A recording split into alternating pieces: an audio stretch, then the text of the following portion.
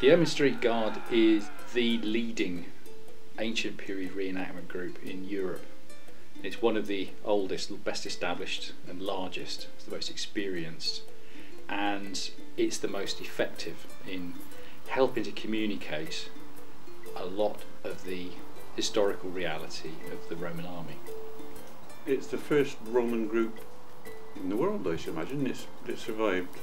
There were always a few odd people who made plastic stuff and walked along Hadrian's Wall and things like that.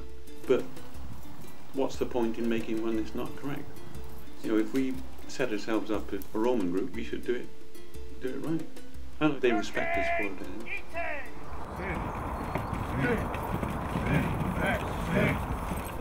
Well, 40 years ago, the local rector wanted to do a historical pageant, and he asked 8 of us to be Roman soldiers as part of that, and we've been going ever since.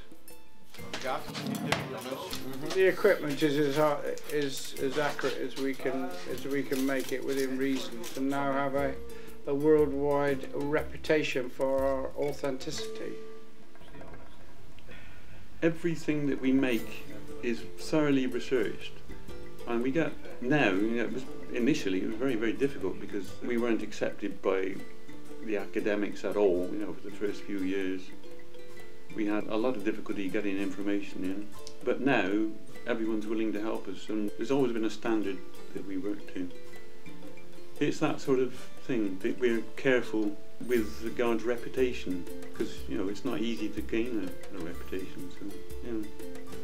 It's a man's drinking club where we dress up as Romans in the day and get slaughtered in the night. No, boys, it's a Roman reenactment group where we dress up as the 1st century Romans.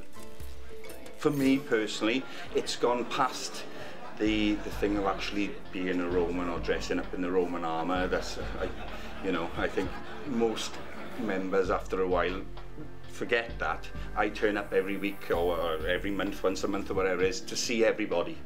You know, they're my friends now and we get on really well, and I turn up every week to see my mates. You rubbing your helmet off?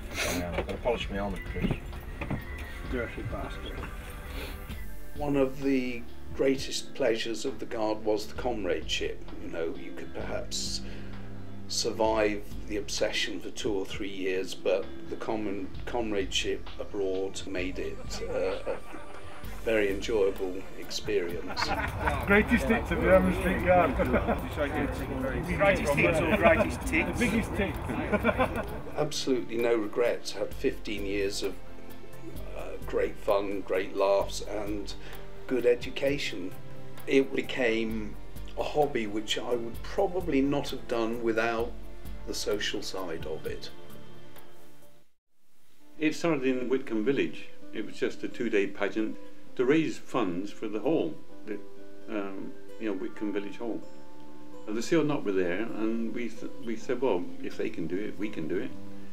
So we went on from that, and you know, we changed the name from Ermine Street Ghosts, that was the name of the pageant, to Ermine Street Guard, and it was quite lucky really, because that didn't tie us down to any legion. We can become what legion we like, really. We started back November the previous year making kit in the rectory, or in their coach house, the old rectory coach house. That was our little workshop, and we worked our way through making 8 suits of armour. Which turned out to be quite bad. We had to study how the kit was made. We got it completely wrong, because in those days there was no information really. It was very, very difficult. Even the reference books were completely wrong.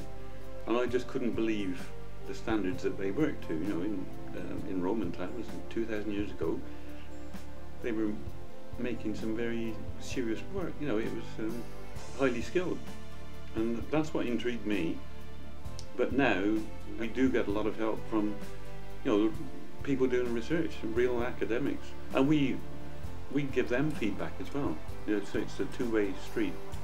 It is, as far as I'm concerned, part of archaeology, because one of the ways in which we understand the real remains that we find is to try to replicate them and work out how they worked, or work out how they didn't work. And a lot of particularly earlier generations of academics would simply do this from an armchair. But pontificate.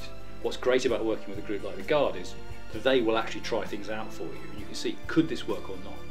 So they do have a genuine academic value, which I think now increasingly academics do recognise. I mean, a lot of these guys, they may not know in as much detail a lot of the archaeological evidence as an academic would. Well, on the other hand, what a lot of them have are practical skills and a deep practical knowledge and understanding of the stuff that they're doing, from which academics learn, because we don't have that kind of skill of actually how you make something like this, because we can pontificate about how something ought to be made, but these guys have actually done it, and they tried it out, they've seen if it works. And that's why I honestly can say that I have learned a lot from the Ermine Street Guard as an academic.